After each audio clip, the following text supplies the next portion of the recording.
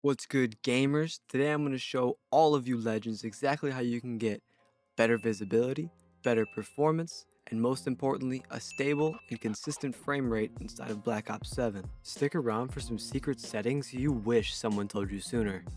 While this video does of course cater to a PC owner's needs, there are a few things I could mention to lend a hand to console players.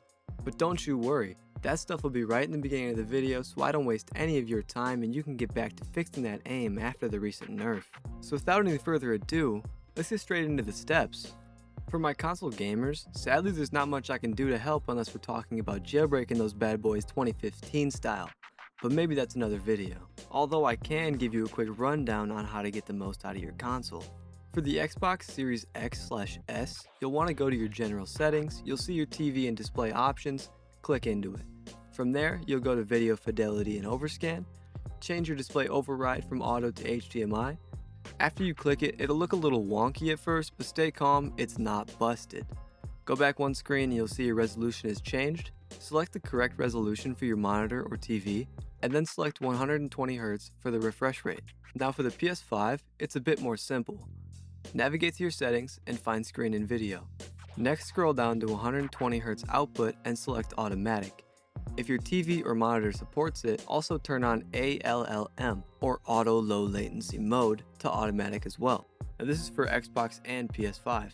Head into Black Ops 7, navigate to the graphics then display tab. You'll see 120Hz mode and you need to set this to on. For a better view, you'll want to head to the interface, readability, then down to color customization. For mostly everything here, it's your preference. What you really want is color filter set to 2, filter target on both, and intensity set to 100. And that sums up everything I can give for console players. Now if you're on a PS4 or Xbox One or something like that, my absolute best advice is to bust open that piggy bank you've got lying around and get something a little newer. Now we can get into the PC catered settings. First, we're going to start with our in-game settings. I personally run a 4060 Ti with a Ryzen 9 series, so after changing your settings, play around with them, find something you like. The in-game benchmark tool is a great resource for this. Head over to the graphics tab, start under the display category. If you only have one monitor, then your game should be on full screen exclusive. If you have more, borderless is the way to go, especially if you tab in and out of game as much as I do. Now of course, make sure the correct monitor is selected. Same goes for your adapter, or in other words, your GPU.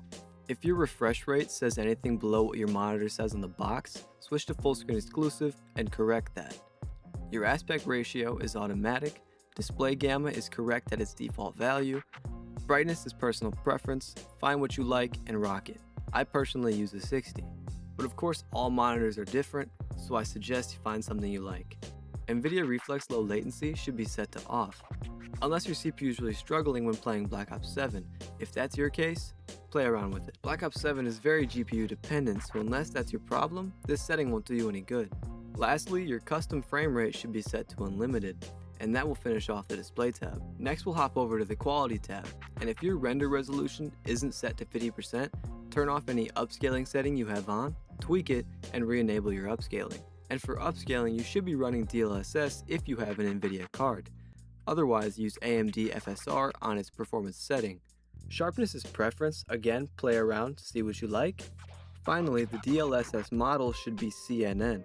I've played around with both Transformer and CNN, both look very similar, but I've found CNN just runs much better. Of course, off, and off for the next three options. Frame generation is meant for single player games, as it adds fake AI generated frames between images that aren't actually happening. It introduces unnecessary input delay, and if you're someone like me who cares about your KD and a competitive environment, that's no bueno. And of course, ray tracing is absolutely useless unless you're rocking an off-the-line 5090 with a Threadripper like you're Jeff Bezos with a gaming addiction. For my VRAM scale target, I have it set to 70. I've noticed having it too low won't push your GPU enough to get the frames you're needing, and having it too high will create excess packet burst that makes for an absolute terrible experience. If you haven't experienced packet burst before, this was a big issue for me in Black Ops 6. It's like lag if the lag decided to just show up whenever it wasn't needed the most, like a bad comic relief. It's an absolutely terrible time. There's a ton of settings here, so I'm going to quickfire these as fast as I reasonably can. Textures you want normal, Texture and isotropic have a very little effect on your card, so I run this at ultra for a better view and no downside. Depth of field, of course, off. This isn't Battlefield, guys. Detail quality high, particle resolution low, bullet impacts on. 1. I use them to see recoil patterns on guns. 2. It just creates a bit of immersion for minimal downside. But if you'd like, you can always turn these off. Persistent effects, off. Shader quality, medium. For optimized texture streaming, you most definitely want this off if you want the least amount of ping. For those who don't know, this setting allows high resolution textures to be downloaded while you're playing the game rather than doing all of this out of the gate. Sure, this can be a nice thing to have in some cases, but more often than not, I find this beneficial to have at minimal. Local streaming quality is similar, but instead of internet resources, it uses your system resources. Albeit not much, still some. This is personal preference. In-game video quality should be low. This is for all the little screens that are playing on maps like Toshin and Forge. Shadows low for better player visibility. I don't need to be seeing how well someone's gun looks against the wall while they're blasting me in the face with it. Pause. Screen space shadows high. I turn this up to help get rid of some of the sort of grainy looks I got from darker objects at a distance. If you'd like to have this up, hell yeah. If not, turn it to low. There's not much of a performance difference, just purely small visual details. Occlusion and screen space lighting, medium, again visibility. Screen space reflections, off, and static reflection quality, high. This helps with retaining some of that visual quality while not eating too many frames. This takes reflections and pretty much renders them entirely differently, making them appear prettier for a reduced cost. Now for the environment. I tried terrain at high, and much of the research I did on these settings even recommended them at high. No thanks. Turn that to medium, or even low. You don't need to see the cracks in these stupid boulders and gravel when you got some 15-year-old kid running around the corner with a meta SMG about to rip you in half like it's English homework, all because you want to look at some dirt. The last of these can all be turned to low for minimal visual loss. Next, we'll look at our NVIDIA control panel settings. Open NVIDIA control panel and head to Manage 3D Settings. Click Program Options and select Black Ops 7 from the drop-down menu. If this doesn't show up for you, click Add Programs and it should be in that pop-up window. On the off chance that it's not, navigate through your files to find COD 25. For image scaling, we want off, anisotropic filtering also off, gamma correction off, anti-aliasing mode should be app controlled, transparency off, background app max frame rate should also be off, low latency mode off, max frame rate off, and if you happen to have a G-Sync or FreeSync monitor, you most definitely want to turn on the G-Sync compatible for monitor technology. Power management should be normal, preferred refresh rate at highest available, anisotropic sample optimization is off, allow negative LOD bias, texture filtering quality should be on high performance, trilinear optimization is on. If you turned on G-Sync compatible monitor tech, then you need to turn on V-Sync in control panel. And no, you won't be getting the crazy input lag that past guides have told you about. This works.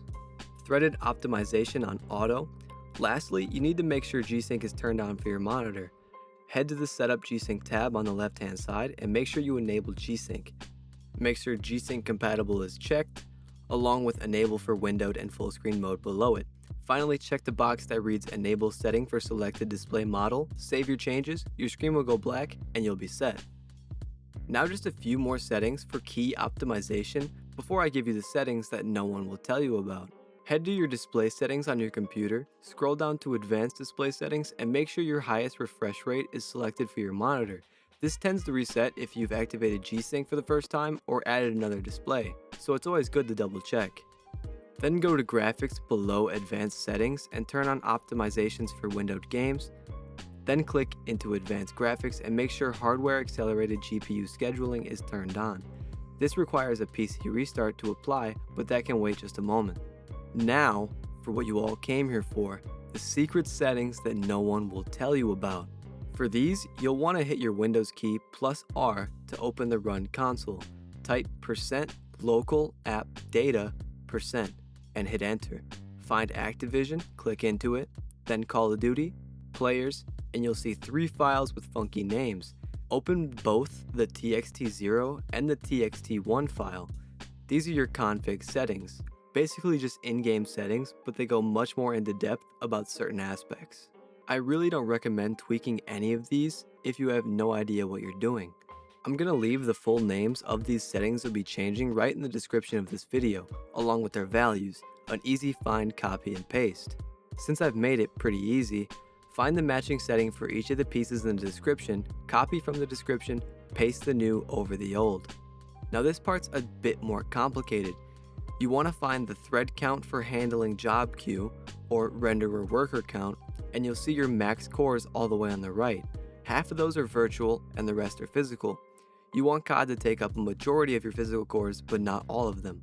Divide the number on the right in half, then take away 1, and that's the value you want. This is crucial to better performance in Black Ops 7. After that's said and done, do those same steps in the opposite TXT file. If you did these steps in TXT1, do them now in TXT0. Save them both, and you can close them out. Also, don't forget to restart your computer for the scheduling setting we applied earlier. After your computer boots back up, load up Black Ops 7, hop into a game, slam some nerds, and come back and let me know how much smoother the game was for you. We made it to the end. You stuck around for the whole video. You copied the settings. Your game's running smooth. Drop a comment, let me know how it's working for you. Let me know how I can improve on the next video. Drop a like, subscribe, follow the Twitch. I'll be back with more Black Ops 7 content.